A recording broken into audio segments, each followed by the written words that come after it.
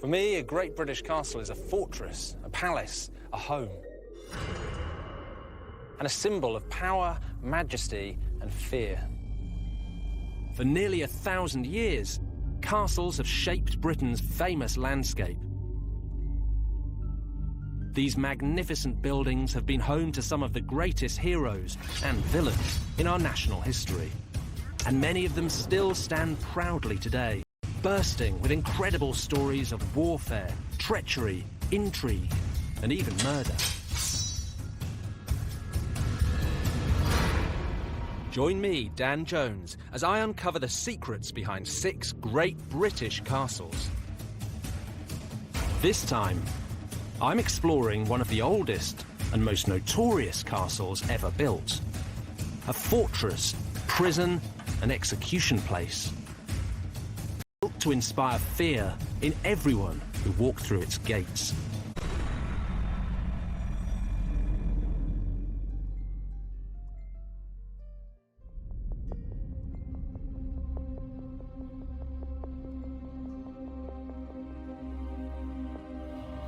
Imagine London, one of the great capital cities, conquered, subjugated, and invaded by aliens. And imagine if they backed up that invasion by building something new, terrifying, and utterly overwhelming. A gigantic piece of military hardware designed to show off the power of the invaders and scare the population after death. This brooding monolith was from another world, but it wasn't science fiction. It was very, very real. Today, the Tower of London is Britain's most visited tourist site. But back in the 11th century, it was the state-of-the-art weapon of a new ruling elite. But of course, it wasn't built by little green men. It was the brainchild of one of the most ruthless kings in English history. William the Conqueror. William was the illegitimate son and heir of the Duke of Normandy, which meant he was actually descended from the Vikings. And like any good Viking, he had a taste for sailing to new lands and taking them for himself. In 1066, he set his sights on England. William took an army across the English Channel and defeated his Saxon rival Harold at the Battle of Hastings. The Norman invasion, perhaps the greatest turning point in English history, had begun. London. They marched around the city, burning everything they came across. It was a stunning show of force, and it worked. Within weeks, the terrified citizens of London surrendered without a fight. On Christmas Day 1066, William, Duke of Normandy, was crowned King of England at Westminster Abbey. But this was more than just a cheeky power grab by a foreign upstart. It was the beginning of a conquest that would engulf the whole of England. And at the heart of the conquest, William built a series of massive castles designed to put the masses in their place and show them that he was their new boss. The centrepiece of this network was the vast stone structure known as the White Tower. It loomed over London, and its location was carefully chosen. William used a 1,000-year-old blueprint left behind from the last great civilization that had invaded England, the Romans. The Normans were building on top of old Roman ruins, right? Stone castles is the name of the game. To say, as the Romans said, I came, I saw, I conquered, we came, we saw, we conquered. So he's basically setting himself up as the new imperial kind of power in the land. The classic example of that one is Colchester, if you like. Probably the very first stone castle that's constructed by the Normans in this country. It could be that one. Very closely followed by the Tower of London. And then at London, he builds this massive stone castle, which is his seat of power within the capital city. There's another part to this story of the two castles as well, isn't there? It is supposedly the architect for both sites is the Bishop of Rochester, a guy called Gundulf. And J.R.R. Tolkien, who obviously everybody knows for Lord of the Rings, supposedly takes, because he's an Anglo-Saxon scholar at Cambridge, takes Gundulf, and Gundulf becomes Gandalf. And, of course, The Two Towers is the name of the book, the second book.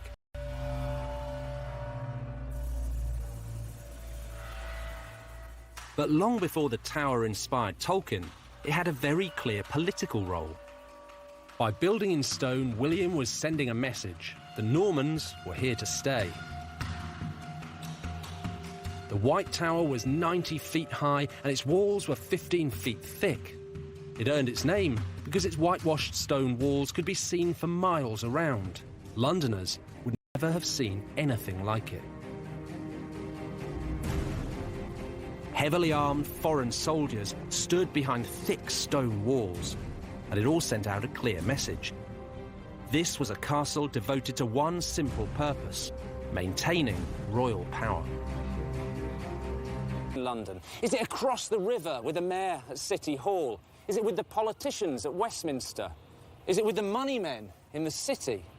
Well, in the 11th century, there was no doubt where power lay. This enormous square fortress landed next to London, as threatening and as alien as a spaceship. Placed next to the most important city in England, it took nearly a quarter of a century to build, but it was worth it.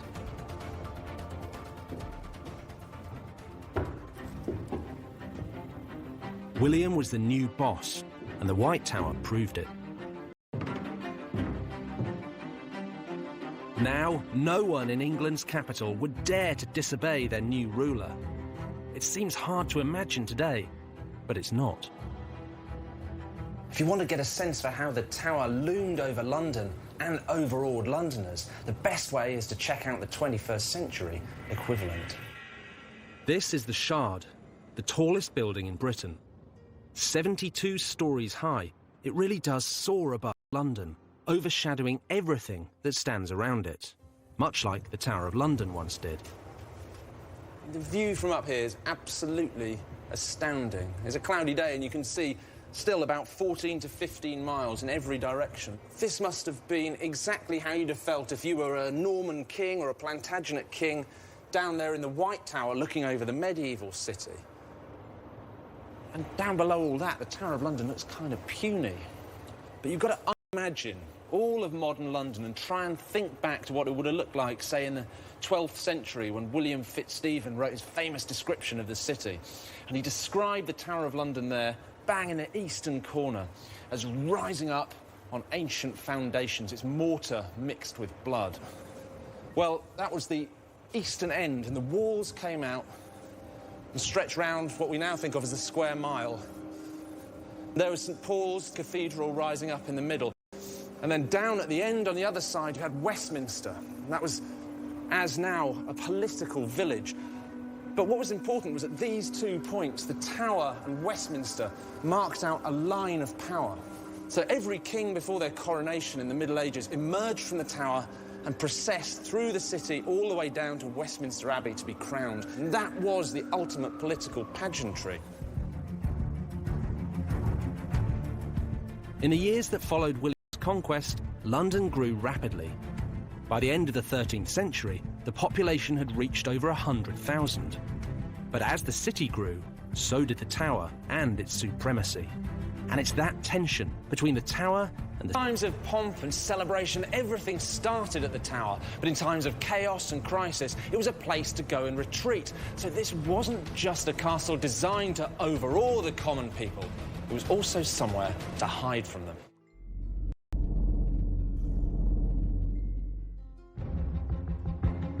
In the 11th century, the White Tower was built by William the Conqueror as a symbol of Norman power. Under the kings who followed him, it grew bigger, stronger, and more menacing. In the 13th century, Henry III extended the castle to the north and east with a curtain wall. And he transformed the interior into a comfortable royal palace, which is how it's been restored today. But much of the modern castle was the work of Henry's son, a king who added a truly deadly reputation to the Tower of London. Henry III's son, Edward I, was a warrior king and one of English history's keenest castle builders. He spent twice as much on the Tower of London as his father, despite only rarely using it as a royal residence. But Edward had a difficult relationship with London and with the Londoners, and he liked to be sure that when he needed to, he could keep his distance from them. Edward built a second concentric curtain wall to enclose the first, and he extended the moat. So the tower we see today is essentially the one he completed, and it was sending a very clear message to the city. Know your place. And know that I am your king. In the Middle Ages, castles weren't just places to house soldiers. They were also heavily involved in royal finance, both as places to keep the king's money and to imprison those who tampered with it. Any kingdom, ancient or modern, depends on a system of commerce, buying and selling, borrowing and lending, and taxation. But it's money that lies at the dark heart of two of the most vicious and violent stories in the history of the Tower of London. Edward I spent his entire reign fighting expensive foreign wars. It cost him a fortune, and it made him obsessed with the currency of the realm. Edward was prepared to deal very harshly with anyone who meddled with his money. Medieval coins were made of silver, a soft metal that was very easy to bend, break, and forge. One of the most common methods of medieval fraud was coin clipping, cutting away the edges of silver pennies, melting down the slivers, and making new, fake coins of your own. Actually stealing from the royal pocket. If you look at the definition of a coin, it's a piece of precious metal whose intrinsic value is equal to its face value and stamped with an official mark guaranteeing its weight and fineness. So it does exactly what it says on the coin. You have a penny, like that. It contains a pennyworth of silver. And they all have to be the same, because that's what money is. It's the weight of the coin. The coins were weighed, not normally counted. So coinage was something that was taken really, really seriously in the Middle Ages. It had sterling qualities. English coin was renowned throughout the entire world. Because it was so pure, so regular. It was good quality and should have been good weight and good standard of silver. Which explains then why anyone who was caught doing, debasing the coin... It was treason. Clipped coins flooded the economy and caused inflation. They made foreign merchants suspicious of doing business with the English, and they reduced the real amount of tax that could be collected from the people. In 1278, Edward decided to get a grip on his realm's money, and the Tower was at the heart of it. Since Edward wasn't using the Tower much as a royal palace, he decided to move the mint within the walls. It was here, on Mint Street, which stretches for 3 sides of the Tower of London. It was an enormous operation. Edward's new mint improved the look of his coins. But as well as fixing the coin itself, Edward wanted a scapegoat to punish for the widespread crimes of clipping. He found one in England's most vulnerable community, a minority that was involved in finance and money lending: the Jews. Edward blamed everyone for coin clipping, but he blamed the Jews more than anyone else. Throughout the 1270s, he'd already been levying punitive taxes on them, restricting their ability to trade and do business. Then, in November 1278, he suddenly rounded up England's whole Jewish population, putting 700 Jews here in the Tower.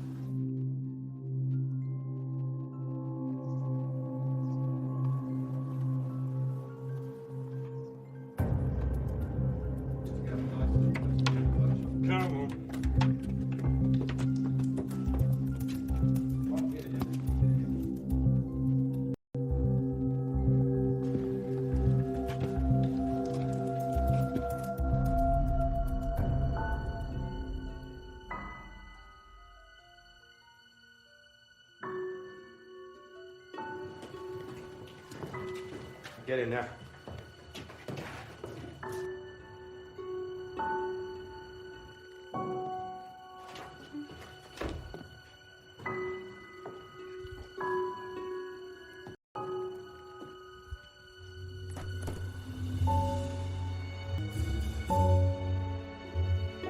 Of all the hundreds of Jews that Edward had imprisoned here in the Tower, almost half were hanged.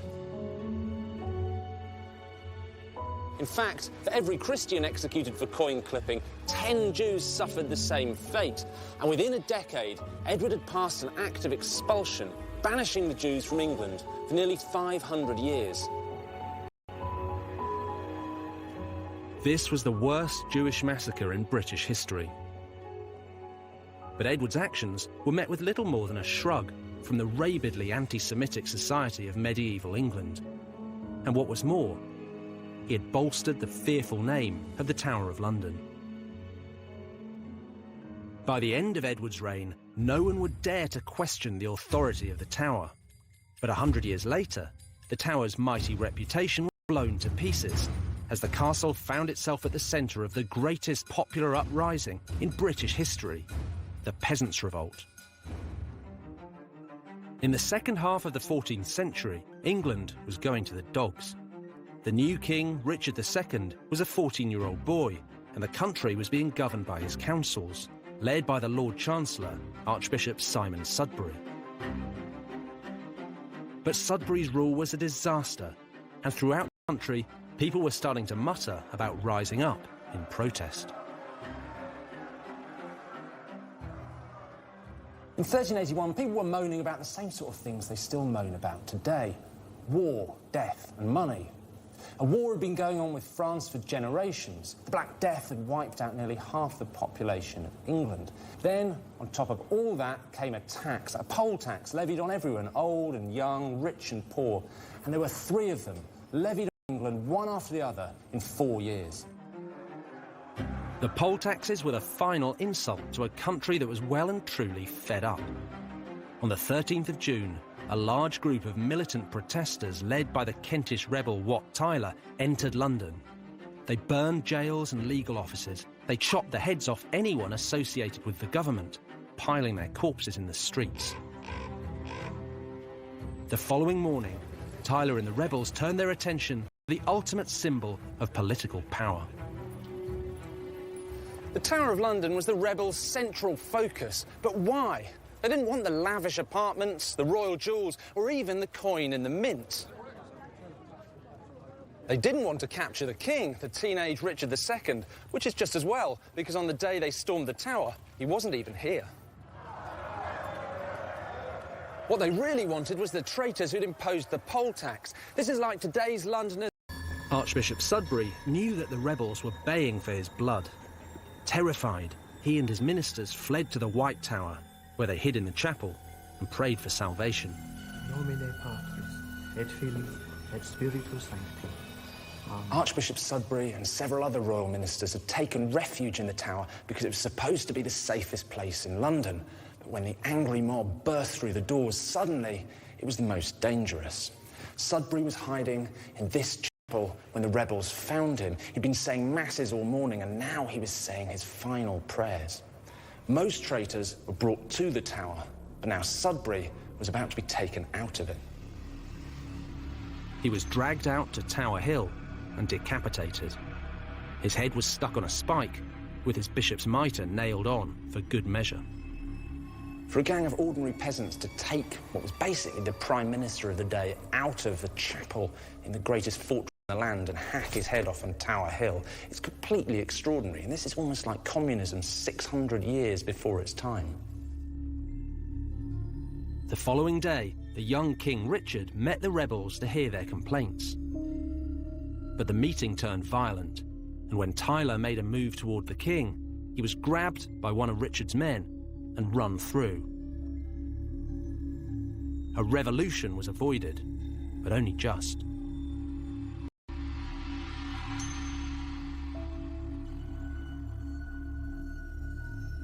The Peasants' Revolt was one of the most shocking episodes in English history. It ended with London on fire, the Chancellor's head on a stick, and the mighty Tower of London stormed by a gang of villagers. The lesson, perhaps? Well, you antagonise the mob at your peril, but it was also a reminder that the Tower, like any other castle, was only as strong as the person holding it. The Tower of London survived and regained its reputation as a menacing fortress. But soon, it would be the scene of one of Britain's most notorious and mysterious crimes.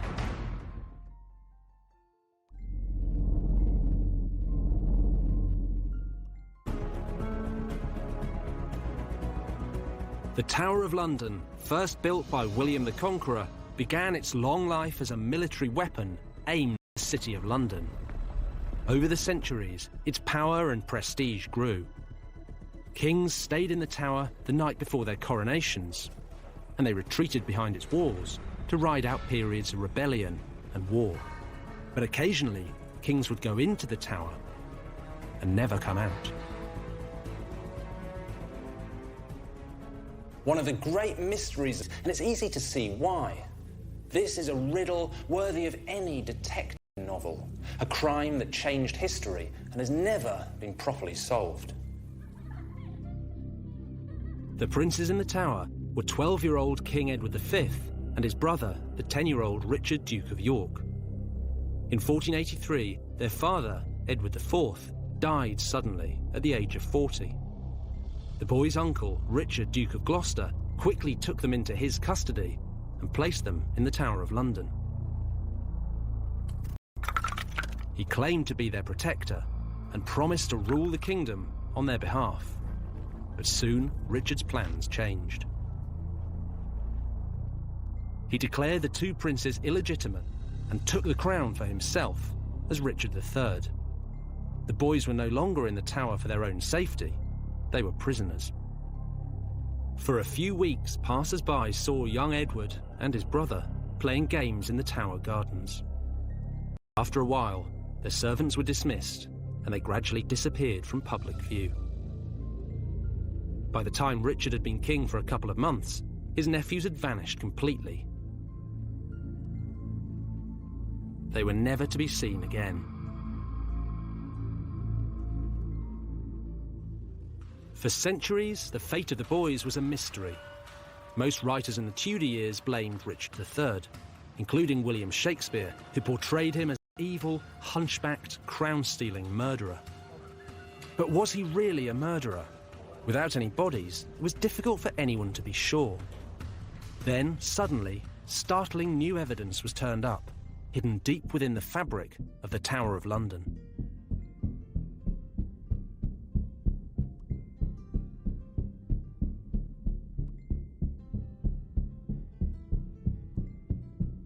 During the reign of Charles II, workmen were remodelling the tower when they found the skeletal remains of two children hidden under this staircase.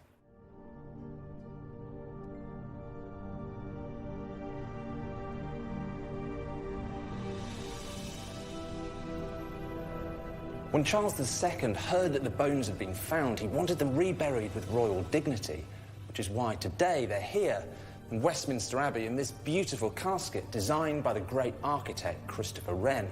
And the inscription on the casket lays the blame pretty squarely at Richard's door. It says he suffocated the princes with a pillow and then usurped the throne.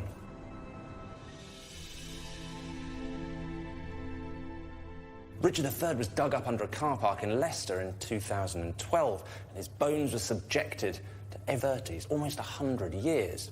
When it was opened, it was found there were two children's skeletons inside, but since then, no permission has been granted to subject whatever's in there to modern scientific testing. And until that permission is granted, the mystery of the princes in the tower will continue.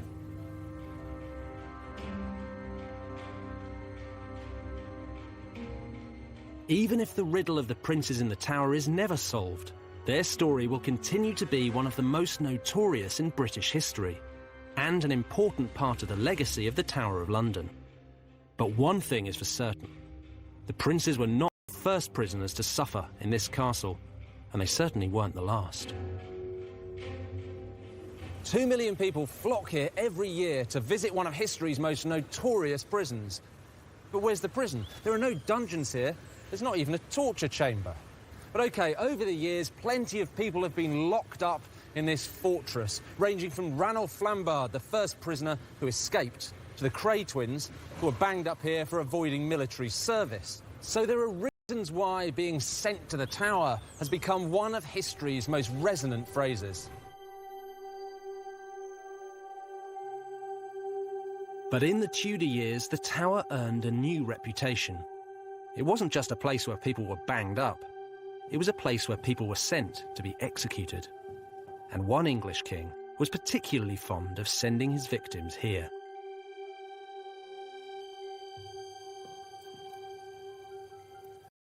This massive suit of armour was once owned by England's most famous king, Henry VIII.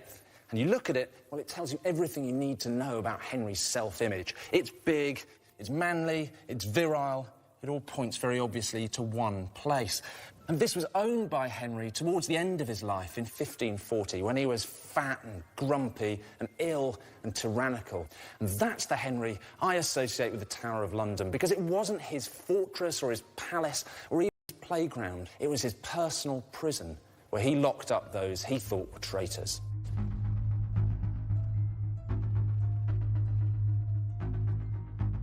Henry executed dozens of people during his reign. Dukes and countesses, monks and nuns, old women, young men, wives, cousins and chief ministers. But no one sums up Henry's frenzied and sometimes indiscriminate bloodlust quite so much as one of his most faithful servants, Thomas More.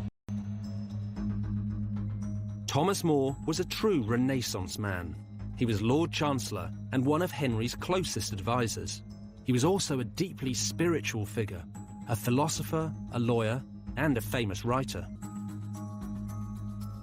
In 1533, Henry divorced the first of his 6 wives, Catherine of Aragon, and married the second, Anne Boleyn.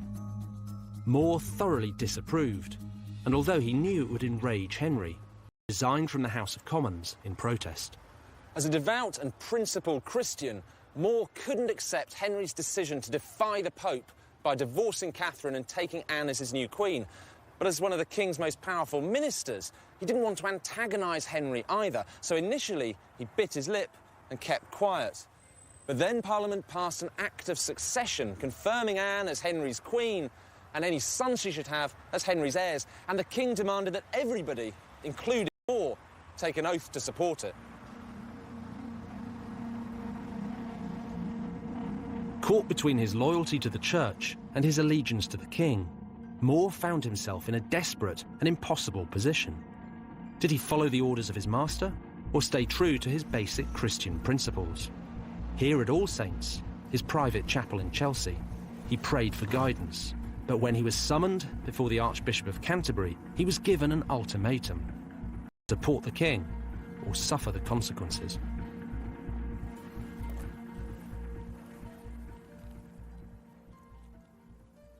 More was presented with the Act of Succession. He read it to himself in silence.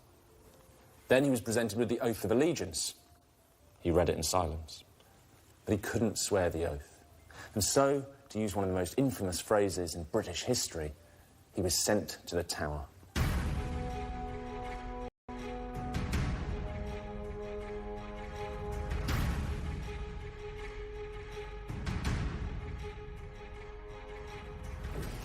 There's some debate about where More was held, but many people think it was here in the basement of the bell tower next to the modern constable's residence, which is normally off-limits to the public.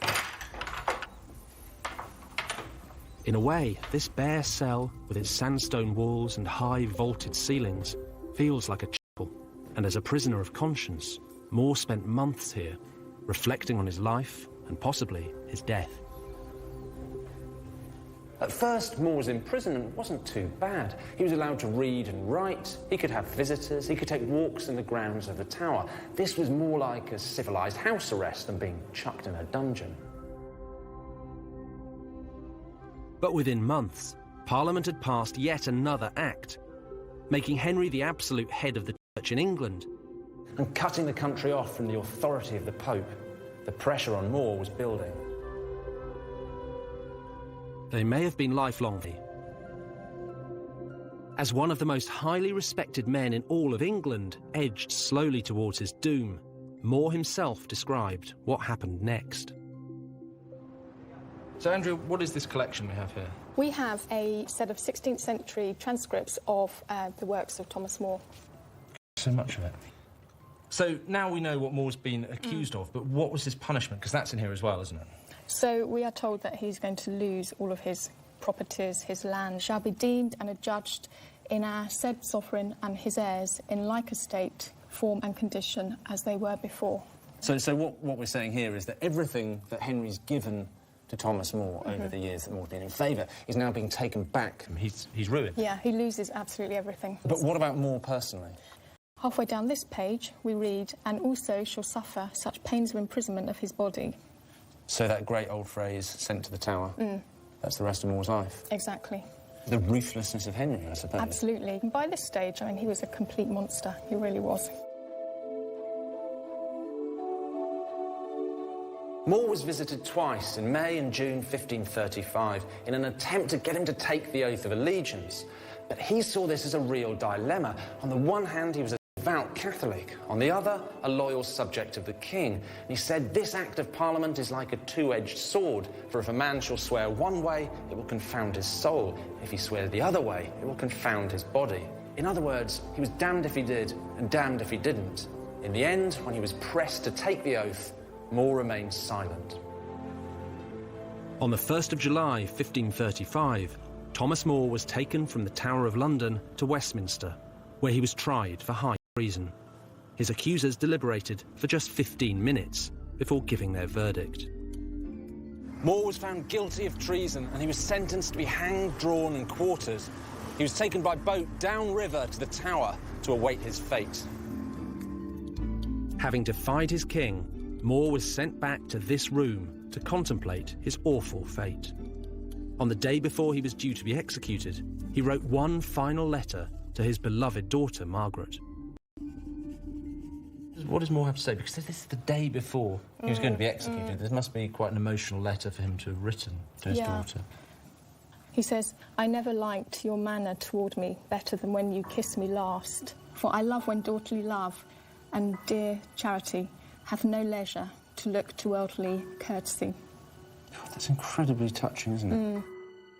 So he's referring to just after his trial when he's been sentenced to death and he's being escorted back to the Tower, and Margaret has been waiting, sees him and that obviously uplifted him and gave him great comfort. She really seemed to understand him, and she seemed to really understand why he felt unable to swear the oath of supremacy, and she supported him in that decision. And I think, you know, we're kind of sitting in front of More putting pen to paper, imprisoned in the Tower of London. It doesn't get much more spine-tingling than that, really.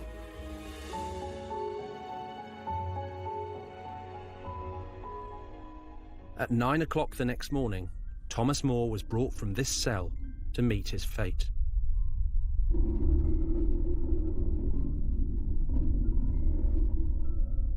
In the end, he wasn't hanged, drawn and quartered, but simply beheaded as a traitor.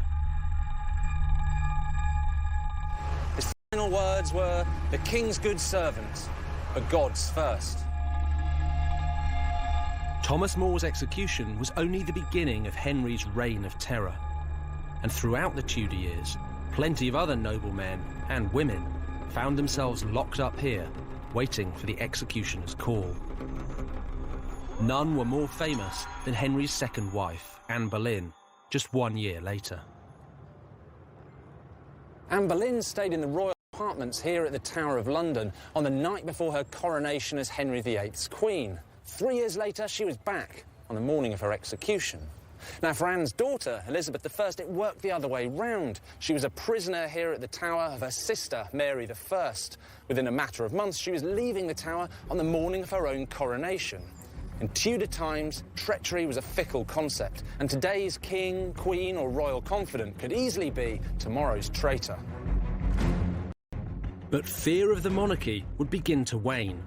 Less than a century after More's execution, the balance of power in England would shift. Soon, the dominance of the Tower of London would be overshadowed by the will of the people.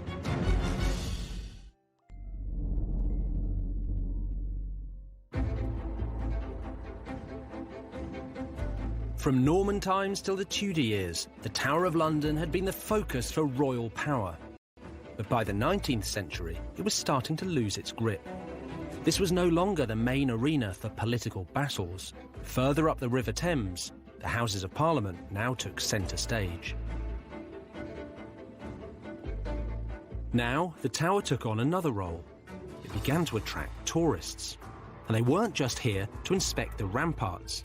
One of the main attractions was some of its more exotic inhabitants, because it wasn't just humans who were locked child, escaped at this time. He was afterwards, by command of the king, baited to death with dogs upon a stage. Well, it gives us an insight into the cheery humour of the 18th century, doesn't it? Oh, dear. What's amazing is this tiny little book is one of the first known guidebooks to the Tower of London, and it's full of miniature portraits of animals.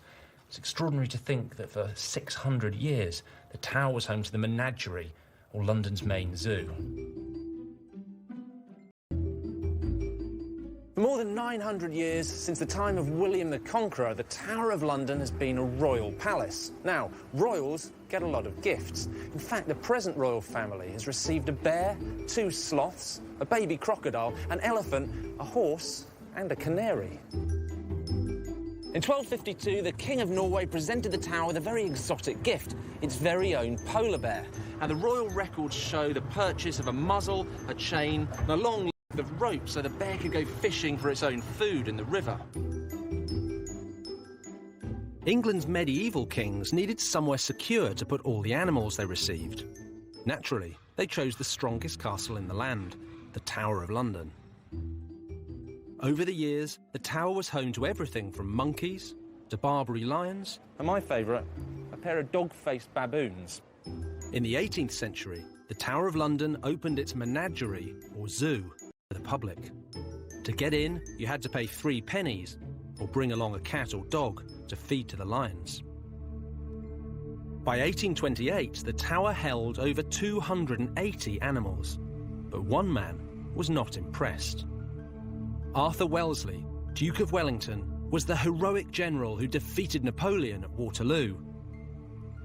Now aged nearly 60, he was made Constable of the Tower. The old soldier had plans for the great fortress, and they didn't include wild animals or the noisy crowds that came to see them. As far as the Duke of Wellington was concerned, the Tower was a barracks for troops, not a circus or a zoo. On top of that, the place was filthy, the water in the moat was fetid, and there was cholera among the troops. Now, Wellington was a founding member of the Zoological Society, and to his mind, cleaning this place up meant the animals had to go. The Duke of Wellington knew that housing wild animals in a medieval fortress was an accident waiting to happen. And he was right. In 1835, when one of the lions allegedly mauled a soldier, the Iron Duke had had enough. He relocated the entire menagerie to Regent's Park, where it became one of the world's most famous collections of animals, London Zoo. Wellington got rid of a ship-shaped military barracks. They named a building after him, where they now keep the crown jewels.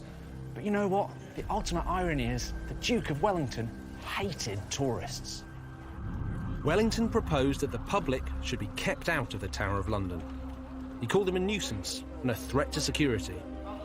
Fortunately, for the millions of tourists who come here every year, he never got his way. For nearly 900 years, the Tower has dominated London and fascinated the world. Today, it remains the most famous British castle of them all. In the end, the story of the Tower is about the mob, and it always has been. The Tower was built to frighten and subjugate them. It's been used to appease them, locking up criminals and foreigners. And of course, it's been used to amuse them, whether coming to the zoo or going out to Tower Hill to watch traitors being beheaded. And it still amuses them now, a royal fortress invaded every day by thousands of ordinary people pouring in off the streets of London.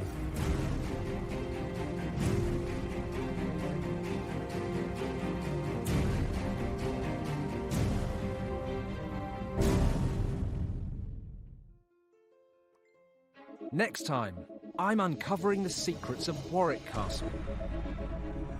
A place where kings have been imprisoned, royal favourites murdered, and Hollywood stars entertained.